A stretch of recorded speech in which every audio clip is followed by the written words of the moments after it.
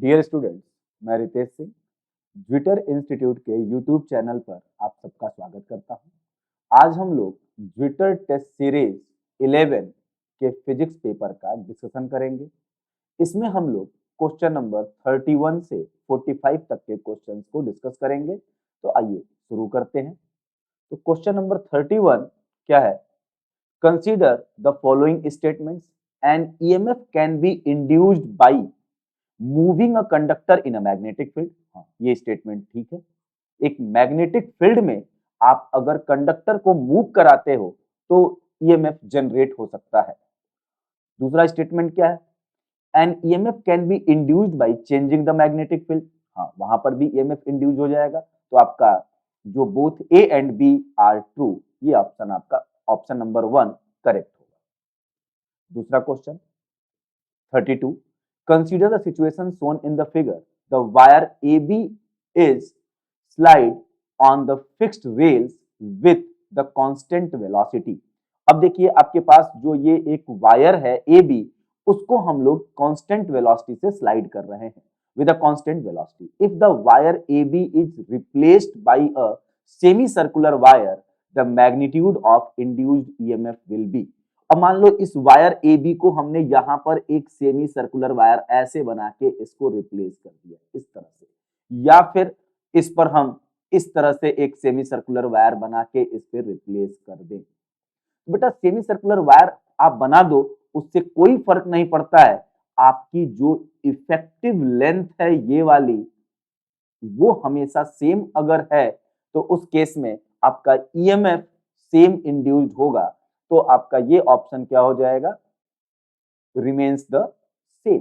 Effective length change नहीं हो रही है। सेमी सर्कुलर वायर लगा दो, आप ट्रायंगुलर वायर लगा दो, लेकिन इफेक्टिव लेंथ चेंज नहीं हो रही है इस रेल और इस रेल के बीच में। तो उस केस में आपका ईएमएफ सेम इंड्यूस्ड होगा। अगला question, a conducting rod is moved with a constant velocity v in a magnetic field. A potential difference appears across the two ends if v parallel L. अब देखो इस concept को समझो। अगर मान लो कि आपके पास ऐसे एक मैग्नेटिक फील्ड है इधर,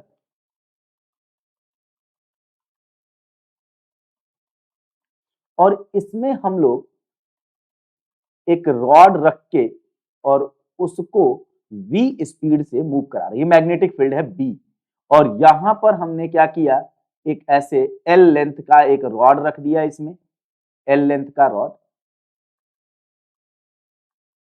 तो इसको अगर हम v वेलोसिटी से मूव करा रहे हैं, मतलब आपकी वेलोसिटी मैग्नेटिक फील्ड के परपेंडिकुलर या मैग्नेटिक फील्ड से कुछ एंगल बनाए, जीरो ना हो। तो अगर इस तरह से है तो इसका ये वाला टर्मिनल बेटा पॉजिटिव चार्ज का होता है और ये वाला टर्मिनल आपका निगेटिव चार्ज इंड्यूस करेगा। ठीक है, तो अब बेटा इसकी जो लेंथ है L, अगर वो मैग्नेटिक वेलोसिटी के पैरेलल हो जाए, मतलब अगर आपने रॉड को ऐसे रख दिया और इसको इस तरीके से मूव करा रहे हो, तो अब उस केस में आप देखोगे तो आपका ये एंड पर पॉजिटिव और निगेटिव चार्ज नहीं आएगा, इसके सरफेस पर पॉजिटिव और निगेटिव चार्जेस इंड्यूस्ड होंगे। तो इसके एंड पर आपका ईएमएफ इंड्यूस्ड नहीं होगा। तो अगर V पैरेलल L होगा तो ईएमएफ इंड्यूस्ड नहीं होगा। अगर V पैरेलल B है तो V और B के बीच का एंगल अगर 0 डिग्री हो गया तो वहां पर इनके जो फ्री चार्जेज हैं उनके ऊपर कोई फोर्स ही नहीं लगेगा, तो वो चार्ज आपके एंड पे जा ही नहीं पाएंगे। तो ये भी गलत हो गया। अगर L पैरेलल B हो गया, अगर उस केस में हम देखेंगे तो फिर से इसके सरफेस पे चार्ज इंड्यूस्ड होगा, इसके एंड पे चार्ज इंड्यूस्ड नहीं होगा। तो आपका ये ऑप्शन भी गलत हो गया। तो आपका फाइनल आंसर क्या हो गया? None of these. अगला क्वेश्चन देखिए, consider the situation shown in the figure. If the switch is closed and after some time it is opened again, the closed loop will show. अब देखो अगर इस switch को हमने क्लोज कर दिया ऐसे, t इक्वल टू 0 पर 0 सेकेंड पर हमने इसको क्या कर दिया? क्लोज कर दिया। जैसे ही क्लोज किया तो इसमें करंट इस डायरेक्शन में ऐसे फ्लो होगी और यहां पर करंट ऐसे फ्लो होगी। तो इस करंट के वजह से इस लूप के अंदर, जो छोटा वाला स्मॉल लूप है, इसके अंदर ईएम फ्लक्स आ जाएगा, यहां पर फ्लक्स आएगा और वो फ्लक्स कैसा होगा? बाहर की तरफ। यहाँ पर जो फ्लक्स बनेगा वो मैग्नेटिक फील्ड आएगी वो बाहर की तरफ होगी। अब मैग्नेटिक फील्ड बाहर की तरफ है तो भाई इस मैग्नेटिक और इसका चूंकि अपना एरिया है तो मैग्नेटिक फ्लक्स इंड्यूस्ड हुआ। अब मैग्नेटिक फ्लक्स यहां पर आया, इस एरिया में मैग्नेटिक फ्लक्स में चेंज आया तो उस केस में यहां पर एक ईएमएफ इंड्यूस्ड होगा। उस ईएमएफ इंड्यूस्ड की वजह से एक करंट आएगी जो करंट इस फ्लक्स को अपोज करेगी।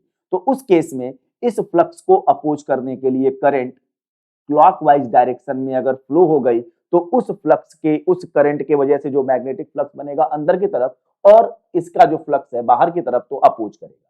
तो शुरुआत दौर में क्या होगा, इसमें एक क्लॉकवाइज डायरेक्शन में करंट होगी। लेकिन आपने फिर से क्या किया, कुछ समय के बाद t इक्वल टू मान लो कि t सेकेंड पर आपने इस स्विच को फिर से ओपन कर दिया। इसका मतलब इसके करंट को आपने जीरो कर दिया। जब जीरो करंट किया इसका मतलब अभी तो इस पर मैग्नेटिक फ्लक्स था और एकाएक मैग्नेटिक फ्लक्स खत्म हो गया। तो मैग्नेटिक फ्लक्स खत्म हुआ तो फिर से फ्लक्स में चेंज आया और फ्लक्स में चेंज आएगा तो उस केस में उस चेंज को अपोज करने के लिए इसमें करंट एंटी क्लॉकवाइज डायरेक्शन में फ्लो करनी पड़ेगी। ठीक है, तो सबसे पहले क्या होगा, the clockwise current pulse and then the anticlockwise current pulse. तो आपका ऑप्शन नंबर 4 हो जाएगा। अगला क्वेश्चन देखते हैं। The magnetic flux linked with a coil in weber is given by the equation phi equal to, इसको लिख लेते हैं, phi equal to 5 T square plus 3t plus 16। The magnitude of induced EMF in the coil at the fourth second will be। तो भाई EMF जो induced होता है वो मैग्नीट्यूड की बात कर रहे हैं हम, तो आप क्या लिख सकते हो, डी फाई डी टी। अब इसका मतलब है कि फ्लक्स को डिफरेंशिएट करना पड़ेगा टाइम के रेस्पेक्ट में। तो इंड्यूस्ड ईएमएफ का magnitude D phi D T. तो अब इसको जब डिफरेंशिएट करेंगे तो 5t स्क्वायर का डिफरेंशिएशन हो जाएगा 10t और प्लस 3t का डिफरेंशिएशन हो जाएगा 3 और 16 का डिफरेंशिएशन हो जाएगा 0। अब इसको हमें कहां पर देखना है, at t equal to 4 second. और जब t की वैल्यू 4 करोगे तो ये हो जाएगा 40 और प्लस ये 3 इक्वल टू 43 वोल्ट। तो मैग्नीट्यूड वोल्टेज का कितना हो जाएगा, 43 वोल्ट। अब सेक्शन बी का पहला question 36। A rod of length small l rotates with a small but uniform angular velocity omega about its perpendicular bisector. A uniform magnetic field B exists parallel to the axis of rotation. The potential difference between the center of the rod and an end is, ठीक है। तो अब देखो ये एक आपके पास rod है, इस रॉड की टोटल लेंथ बोली गई है स्मॉल एल और इसको परपेंडिकुलर बाइसेक्टर के अबाउट ऐसे हम लोग रोटेट करा रहे हैं, ओमेगा की स्पीड से रोटेट करा रहे हैं। तो इसका हर एक पार्टिकल ओमेगा की स्पीड से रोटेट करेगा। तो हर एक पार्टिकल की अपनी कुछ स्पीड होगी, इस डायरेक्शन में सबकी स्पीड होगी, इसकी भी कुछ स्पीड अपनी होगी, इस पार्टिकल की भी अपनी कुछ होगी, इसकी भी अपनी कुछ ऐसे स्पीड होगी, सबकी अपनी अपनी कुछ ना कुछ स्पीड होगी। और ये मालूम है कि उसकी स्पीड जो v इक्वल टू क्या होता है, आर ओमेगा। इसका मतलब अगर हम उसकी लीनियर स्पीड की बात करें तो वो उसके रेडियस या उसके सेंटर से डिस्टेंस और ओमेगा के बराबर होगा। ठीक है, अब ये पूरी लेंथ एल है, अगर हम इस सेंटर को ओरिजिन मान लें तो ये लेंथ एल बाई 2 होगा और ये लेंथ भी क्या होगा, एल बाई 2 माइनस में कर दें। ठीक है, अब हमने क्या, हमको चाहिए potential difference between the centre of the rod, इस पॉइंट और इसके एंड के बीच में पोटेंशियल डिफरेंस। आपको मालूम है कि यहां से यहां तक जब इसको हम घुमा रहे हैं ओमेगा से तो इसके हर एक पार्टिकल जो इस पर हैं सबकी स्पीड v अलग अलग होगी क्योंकि सबका r अलग अलग है। तो हम यहां से एक x डिस्टेंस पर एक छोटा सा डिफरेंशियल लेंथ ले लेते हैं। यहां से हम x डिस्टेंस पे एक छोटा सा डिफरेंशियल लेंथ ले लें dx, ये एक dx लेंथ ले लिया। इस dx लेंथ के अक्रॉस पोटेंशियल डिफरेंस कितना होगा, dv इक्वल टू उस पॉइंट पर जो इसकी वेलोसिटी है। अगर इस पॉइंट पर इसकी वेलोसिटी को हमने ऐसे बोल दिया कि ये वेलोसिटी v है तो क्या हो जाएगा, v और मैग्नेटिक फील्ड इस पर b है क्योंकि मैग्नेटिक फील्ड बोला जा रहा है कि इस तरीके से मैग्नेटिक फील्ड इसमें है, ऐसे मैग्नेटिक फील्ड यहां पर है। तो VB और ये क्या होगा dx, क्योंकि इन सबके बीच में V और B के बीच का एंगल 90 डिग्री है, तो VB dx। ठीक है, अब बेटा अगर VBL फॉर्मूला था तो VB हमने dx बोल दिया। तो अब अगर हम इसको इसके इस एंड से इस एंड तक के बीच का वोल्टेज चाहिए तो इसको हमें इंटीग्रेट करना पड़ेगा, कहां से कहां तक, 0 से L/2 तक। और यहां की जो वेलोसिटी होगी v, उस v को हम लिखेंगे क्या, v equal to R omega. तो ये कितनी डिस्टेंस पे है, x पे है, तो हम इसको लिखेंगे x ओमेगा b dx और इंटीग्रेशन फ्रॉम 0 टू L/2। तो बाकी जो कांस्टेंट टर्म है इनको हम सब बाहर निकाल देते हैं, तो उस केस में क्या आ जाएगा, ओमेगा b तो बाहर आ गया और x dx का इंटीग्रेशन x² 2 और इस पर लिमिट लगा देंगे 0 से L/2। जब इसको सॉल्व कर लेंगे तो ये आ जाएगा 1/8 ओमेगा b L स्क्वायर।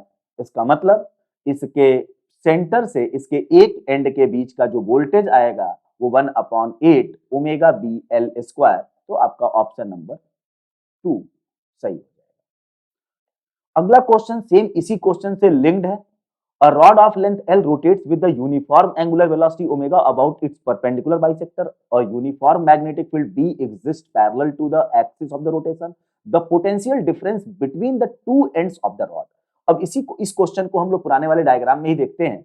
अगर बेटा यहां पर आपका जो वोल्टेज आया है, इस पॉइंट का वोल्टेज आपने 0 वोल्ट अगर देखा तो यहां का वोल्टेज आया है 1/8 omega b L square.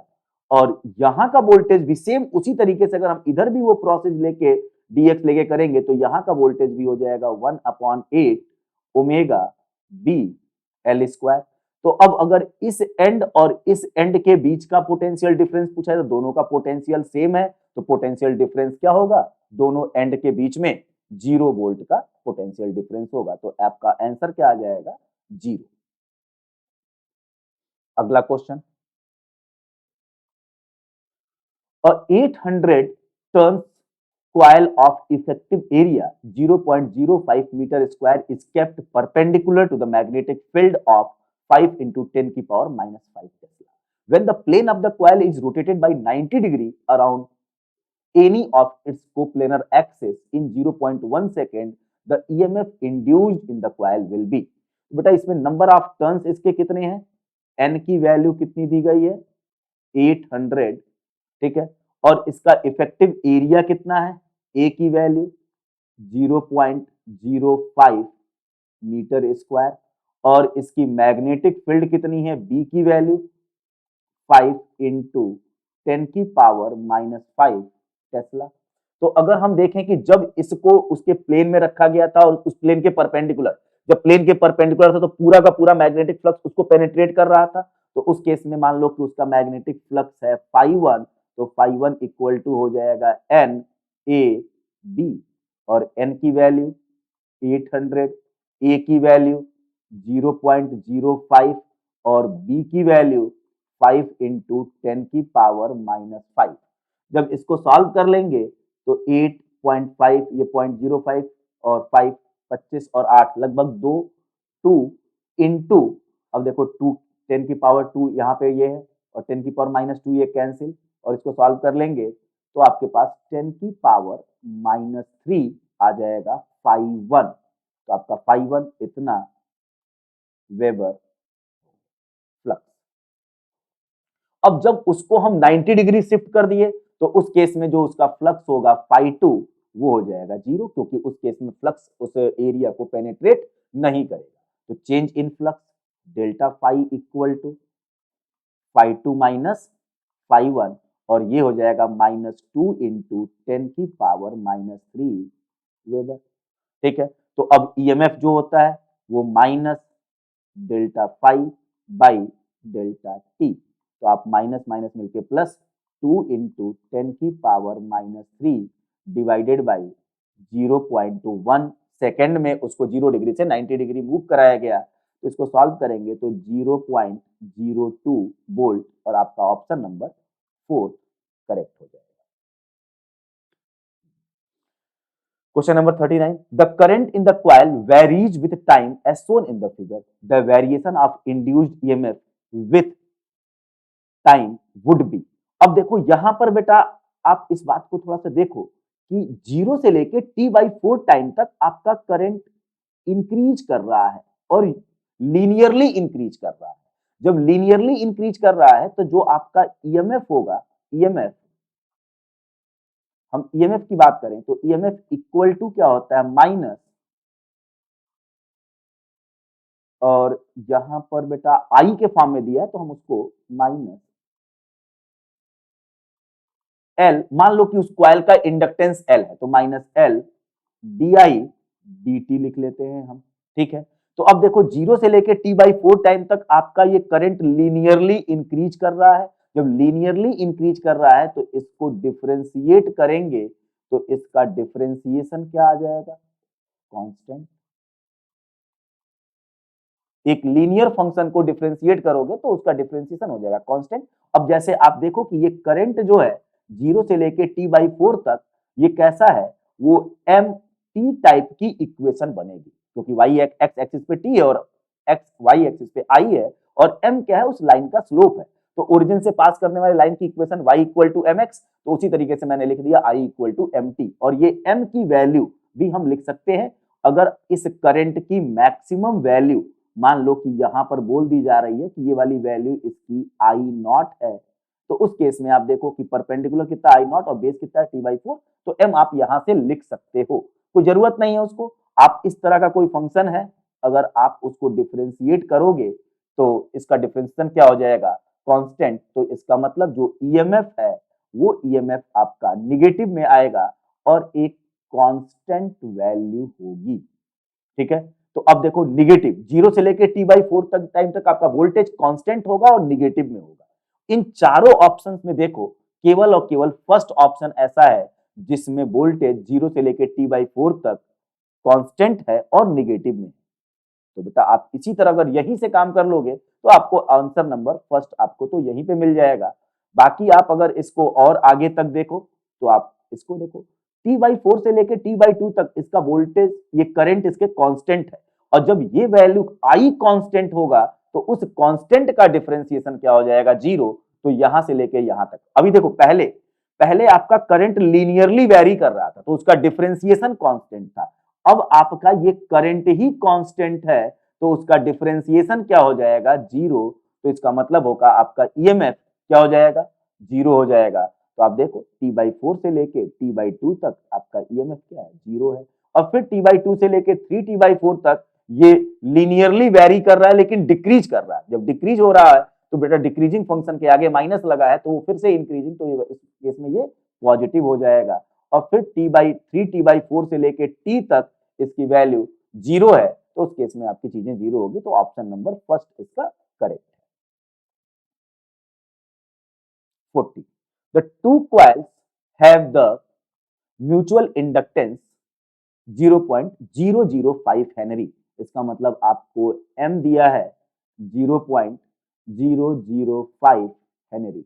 The current changes in the first coil according to the equation I equal to I naught sin omega t, where I naught equal to 2 ampere and omega equal to 100 pi radian पर second. इसका मतलब जो आपकी current है उस current की equation हम ऐसे लिख सकते हैं, आई नॉट की जगह पे 2 लिख दे, 2 साइन ओमेगा टी, और ओमेगा टी को भी हम लोग अब चेंज करके 100 पाई टी लिख दें, 100 पाई टी, क्योंकि ओमेगा की वैल्यू 100 पाई गिवन है।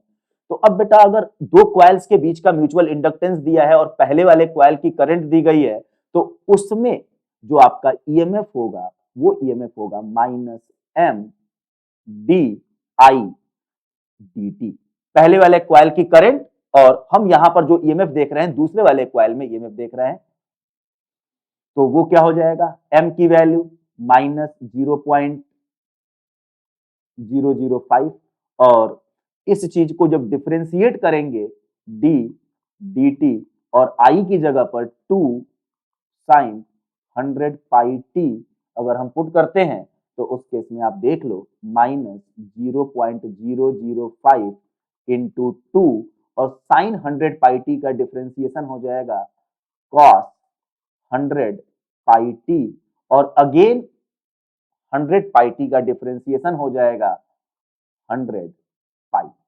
और जब इसको आप सॉल्व करोगे तो उस केस में आप देखो ये इसका मल्टीप्लीकेशन, इसका मल्टीप्लीकेशन और इसका मल्टीप्लीकेशन 100 का मल्टीप्लाई इसमें करेंगे तो 0.5 आ जाएगा, -0.5 इंटू 2 और साथ में कॉस 100 पाई टी और ये पाई भी बेटा आपका साथ में रहेगा, तो यहां पर ये पाई मैंने लिख दिया।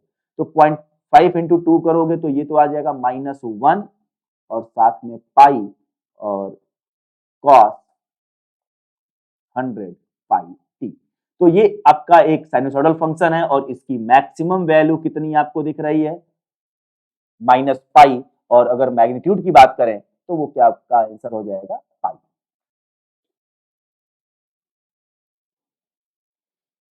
Conducting square frame of the side A and the long straight wire carrying current I are located in the same plane as shown in the figure. The frame moves to the right with a constant velocity v. The EMF induced in the frame will be proportional to. तो अब देखो बेटा, सबसे पहले तो हमको ये करना है कि इस करंट की इस वाले करंट कॉइल के इस वाले फ्रेम पर मैग्नेटिक फील्ड को हम बोल रहे हैं कि B1 है ये।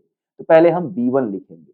B1 पता करें, B1 क्या होगा, तो B1 equal to mu not I upon, अब कैपिटल आई लिखा है तो हम कैपिटल आई ही कर देते हैं इसको, म्यू नॉट आई अपॉन 2। अब इसके बीच का सेपरेशन, यहां से लेके यहां तक का सेपरेशन कितना है, तो अब देखो यहां से आपको ये सेपरेशन x दिया गया है और ये a0 है, तो ये सेपरेशन जो होगा वो हो जाएगा, मैं लिख देता हूं x माइनस a बाई 2। तो अब बेटा अगर हम इसका मैग्नेटिक फील्ड की बात करें तो वो हो जाएगा mu naught I upon 2a होता है कितना, एक 2 पाई डी। तो उस केस में आप देखो 2 पाई डी और डी की वैल्यू क्या है, ए एक्स माइनस ए बाई 2। तो इसको हम, और डी के जगह पर मतलब उसका सेपरेशन है एक्स माइनस ए बाई 2, ठीक है। अब मैग्नेटिक फील्ड मालूम हो गई B1, और जब मैग्नेटिक फील्ड मालूम हो गई तो उसका जो ईएमएफ होगा उस पॉइंट पर जो इस पर ईएमएफ बनेगा उस ईएमएफ को अगर हम बोलते हैं E1, तो E1 इक्वल टू V और L की जगह पर उसकी लेंथ है वो A है और B1 मैग्नेटिक फील्ड, और इसको सॉल्व करेंगे तो V A और B1 क्या हो जाएगा, mu naught I upon 2 pi और x माइनस ए बाई 2 को अगर ऐड करेंगे तो ये हो जाएगा 2x minus A divided by 2, और इसको सॉल्व करेंगे तो E1 इक्वल टू 2 से 2 कैंसिल और ये हो जाएगा mu naught I upon pi 2x minus A E1। Same उसी तरह से अगर हम उस करंट कॉइल की वजह से इस एंड पर देखें कि यहां पर मैग्नेटिक फील्ड कितनी बन रही है, यहां पर इस पर मैग्नेटिक फील्ड कितनी बन रही है, उसको हमने नाम दे दिया कि यहां जो मैग्नेटिक फील्ड बनेगी B2, तो इस B2 को क्या लिखा जाएगा, B2 equal to mu not I upon 2 pi और D क्या हो जाएगा उस केस में x प्लस a बाई 2, और इसको सॉल्व करके अगर हम E2 निकालें तो E2 equal to V A B2, और इसको जब सॉल्व करेंगे तो ये आ जाएगा म्यू नॉट बेटा साथ में ऊपर वाले में देखो B1 तो ऐसे लिखा है और साथ में VA भी यहाँ पे होगा, तो mu not I upon pi 2x plus ए और साथ में क्या हो जाएगा VA। तो अगर उन दो एंड्स के बीच का डिफरेंस देखा जाए तो इसको थोड़ा सा फिर से डायग्राम में आइए, आप देखो जब इसको हम v की स्पीड से ले जा रहे थे इसको भी, तो ये वाला एंड आपका पॉजिटिव बना था, ये वाला एंड निगेटिव, और उस केस में यहाँ पे और इसके बीच का पोटेंशियल डिफरेंस E1, और इस केस में इस पर पॉजिटिव इस पर निगेटिव, तो यहाँ का पोटेंशियल डिफरेंस E2। तो एक तरीके से देखा जाए तो ये एक इस तरह का स्ट्रक्चर बन गया ये पूरे में। तो यहां पर इस वाले एंड पर E1 ईएमएफ और इस वाले एंड पर E2, तो पोटेंशियल डिफरेंस क्या हो जाएगा उनके बीच का, द इंड्यूस्ड ईएमएफ, इसके बीच का जो रिजल्टेंट ईएमएफ होगा वो E1 माइनस E2। और जब हम लोग E1 माइनस E2 करेंगे तो आप देखो कि क्या क्या चीजें कॉमन हो जा रही हैं। Mu not I V A common है, अपॉन पाई कॉमन हो जा रहा है, और बचेगा क्या, 1/2x माइनस ए और -1/2x+a। अब बोला जा रहा है कि ईएमएफ किसके प्रोपोर्शनल है, तो ये सब तो हटा दिया जाए, तो प्रोपोर्शनलिटी कांस्टेंट अगर हम बोले E1 minus E2 proportional to, इसको सॉल्व कर लेंगे तो ये हो जाएगा, मल्टीप्लाई करेंगे तो 2x माइनस ए इंटू 2x+a, और साथ में हो जाएगा ऊपर 2x+a माइनस 2x+a, तो 2x से 2x तो कैंसिल, और a आपका फिर से कांस्टेंट है इधर चला जाएगा, तो E1 माइनस E2 जो नेट ईएमएफ होगा ये प्रोपोर्शनल टू क्या हो जाएगा, 1/2x माइनस ए इंटू 2x+a। तो ये आपका ऑप्शन हो जाएगा ऑप्शन नंबर 2। अगला question, in a coil of resistance 10 ohm the induced current developed by the changing magnetic flux through it is shown in the figure as a function of time. Current जो induced हो रहा है वो time का function है। The magnitude of the change in flux through the coil in weber is. तो अब देखो बेटा कि अगर आप करंट की बात करो, यहां पर ईएमएफ की बात करो, तो ईएमएफ क्या होता है, एक इंड्यूस्ड ईएमएफ वो क्या होगा, minus L D I D T. यहाँ पर चूंकि करंट डेवलप हो रहा है तो हाँ इसको इस तरह से आप देख लो, इसको हम यहाँ से हटा देते हैं, चेंज इन फ्लक्स की बात कर रहा है, तो आप इस फॉर्मूले की जगह पर minus D five D T use करें। अब जो ये ईएमएफ है इतना, तो अगर हम इसके करंट की बात करें कि इसमें इंड्यूस्ड करंट होगा तो वो क्या हो जाएगा, -1/r D five D T. ठीक है, तो अब बेटा अगर हम इसको डिफाई की बात करें कि चेंज इन फ्लक्स कितना है, तो change in flux equal to I D T into R. और यहां पर आप देखो इस माइनस को मैंने हटा दिया, क्यों, क्योंकि करंट टाइम के साथ डिक्रीज कर रहा है, तो डी फाई डी टी आपका उस केस में खुद डिक्रीजिंग है, और डिक्रीजिंग वैल्यू मिलकर इस माइनस का प्लस में कन्वर्ट कर देगा, तो डी फाई आपको सीधे सीधे पॉजिटिव में मिलना है, I D T into R. अब आई डी टी, अब इस चीज को देखो कि एक आपके पास करंट और टाइम के बीच में ग्राफ दिया गया है, तो करंट और टाइम के बीच में अगर ग्राफ दिया है तो आई डी टी तो हम सीधे सीधे उस ग्राफ के एरिया से निकाल सकते हैं, तो ये तो हमारा क्या हो जाएगा, area under the graph into resistance आपका 10। तो एरिया आप निकाल दो, एरिया एक राइट एंगल ट्रायंगल है, तो 1/2 इंटू बेस क्या है 0.1 सेकेंड इंटू आपका हाइट क्या है 4 एम्पियर इंटू 10, मल्टीप्लाई कर लोगे तो ये वैल्यू आपको सॉल्व करने पर आ जाएगी, इसको कैंसिल कर दो 5 और 20, और इस केस में सॉल्व करोगे तो ये आंसर आ जाएगा 2, मल्टीप्लाई करेंगे तो 0.4 इंटू 5 तो 2.0, तो आपका आंसर हो जाएगा second. Question number 43, consider the circuit shown in the figure, the current through the battery a long time after the switch S is close. जब आपने काफी देर तक के लिए स्विच को क्लोज कर दिया तो उस केस में आपको इस बैटरी से निकलने वाली करंट की बात करनी है। अब देखो यहां पर आपके पास इस सर्किट में एक तो रेजिस्टेंस लगा है और साथ में इंडक्टर लगा है, लेकिन आप सप्लाई दे रहे हो डीसी, तो डीसी सप्लाई जब आप देते हो तो इंडक्टर काफी लॉन्ग टाइम पर एक शॉर्ट सर्किट वायर की तरह बिहेव करता है, क्योंकि काफी लॉन्ग टाइम के बाद शुरुआत में तो इसमें करंट चेंज होगा, तो चेंज करंट होगा तो उस केस में उसमें ईएमएफ तो आएगा, इसके एंड के अक्रॉस ईएमएफ तो बनेगा।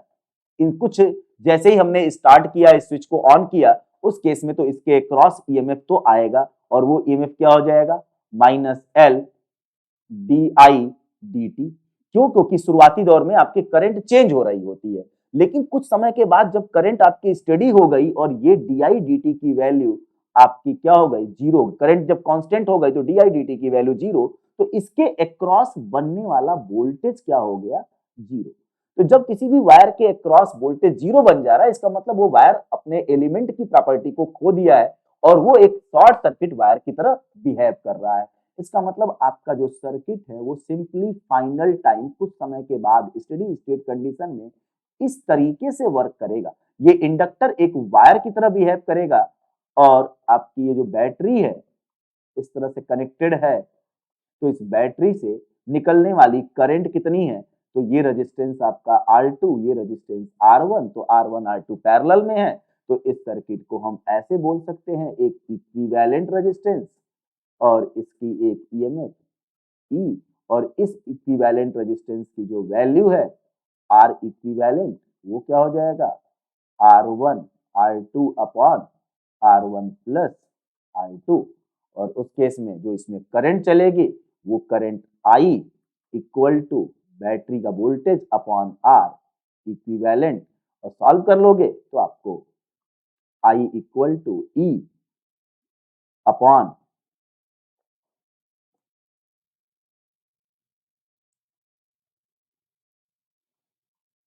R1 R2 divided by R1 plus R2 मिलेगा, और ये आपको आंसर नंबर, ये ऊपर चला जाएगा इधर, तो ये हो जाएगा ई R1 plus R2 upon R1 R2, और आपका ऑप्शन नंबर सेकेंड हो जाएगा।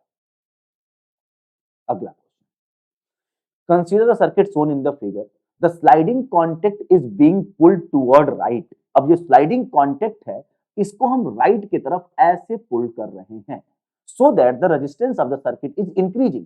अब जब रेजिस्टेंस इंक्रीज कर रहा है तो इस सर्किट की जो करंट चल रही होगी वो डिक्रीजिंग होगी। पहली चीज, it's value at the state shown is 12। किसी पर्टिकुलर इंस्टेंट पर, जब हम इसको स्लाइड ऐसे करते ले जा रहे हैं तो किसी पर्टिकुलर इंस्टेंट पर ये कितनी वैल्यू ऐड कर रहा है सर्किट में, बोला जा रहा है 12 ओम ऐड कर रहा है। एट दिस इंस्टेंट, उस इंस्टेंट पर आपकी करंट क्या होगी।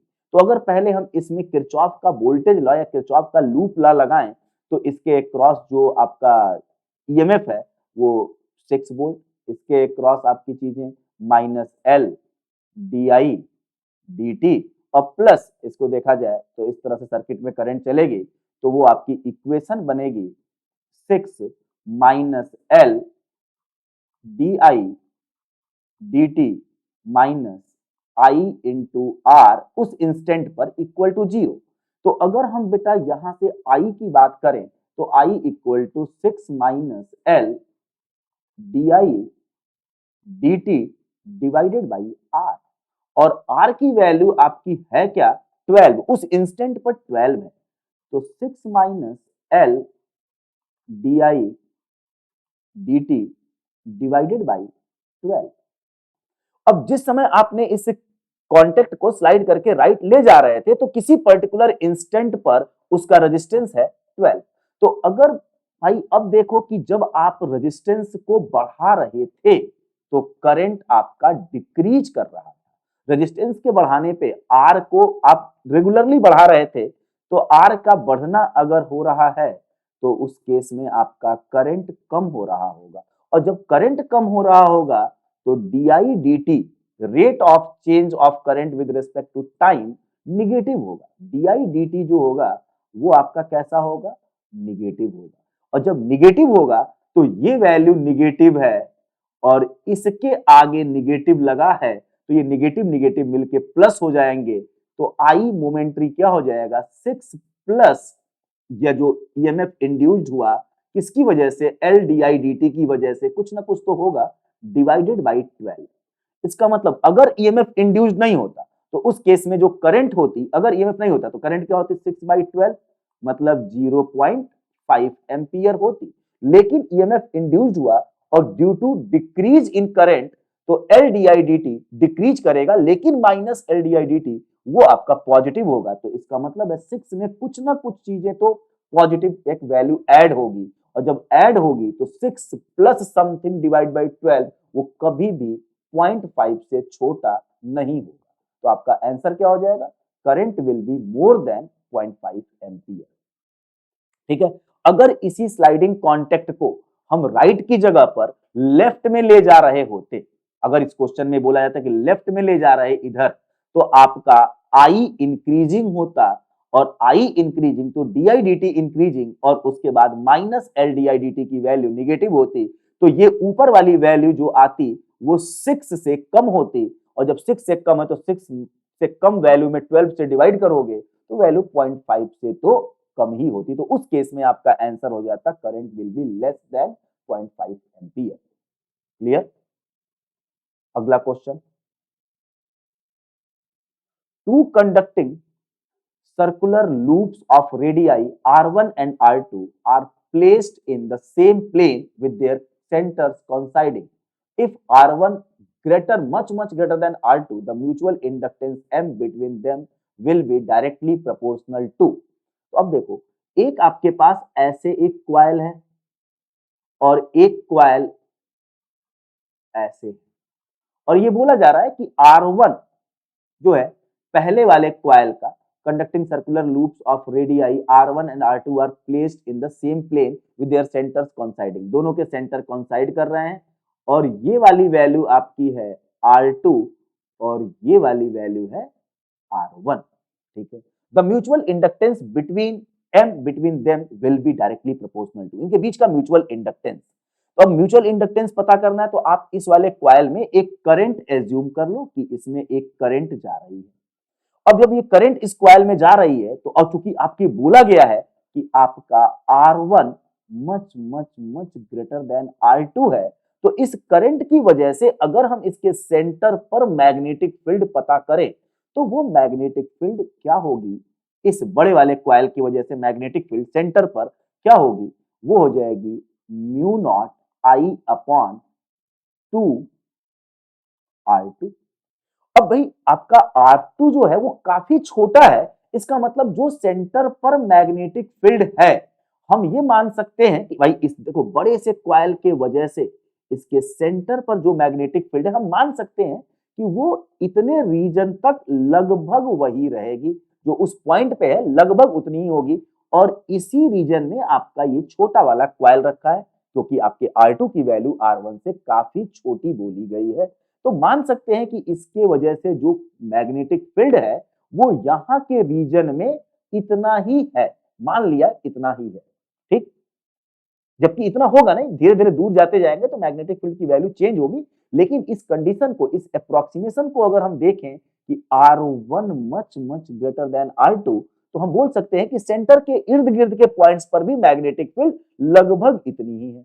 अब अगर मैग्नेटिक फील्ड इतनी है तो उस छोटे वाले क्वाइल का मैग्नेटिक फ्लक्स क्या होगा, तो phi equal to B into area of the small coil और पाई R2 स्क्वायर। ये R1 बेटा, यहाँ पर B इक्वल अपॉन R1, यहाँ पे चीजें क्या थी, वो है R1, क्योंकि बड़े वाले क्वाइल का रेडियस है R1, तो यहाँ पर हम उसको लिखेंगे R1। तो इस B की वैल्यू को अगर हम लिखें तो mu not I upon 2R1 into pi R2 square.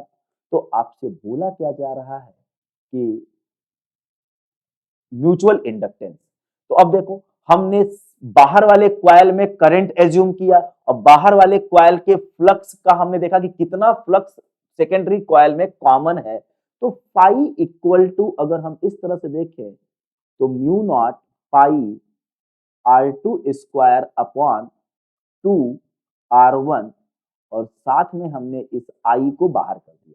और याद करो हम लोग ये बात कहते थे कि अगर मान लो कि फर्स्ट कॉइल की वजह से सेकेंडरी कॉइल में जो फ्लक्स आ रहा फाई, ये प्रोपोर्शनल टू प्राइमरी कॉइल की करंट आई के है, तो फाई इक्वल टू हम लोग बोलते थे एम आई। तो भाई देखो हमारे पास यहाँ फाई है, यहाँ आई है, तो जो ये वाली वैल्यू है यही तो इसका म्यूचुअल इंडक्टेंस है, M equal to mu naught pi R two square upon two R one.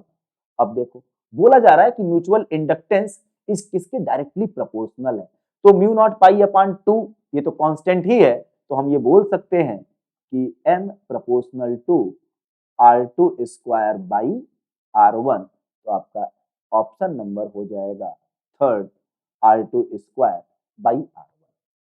ठीक है, तो हम लोगों ने अब सारे क्वेश्चंस डिस्कस कर लिए। चलिए, थैंक यू।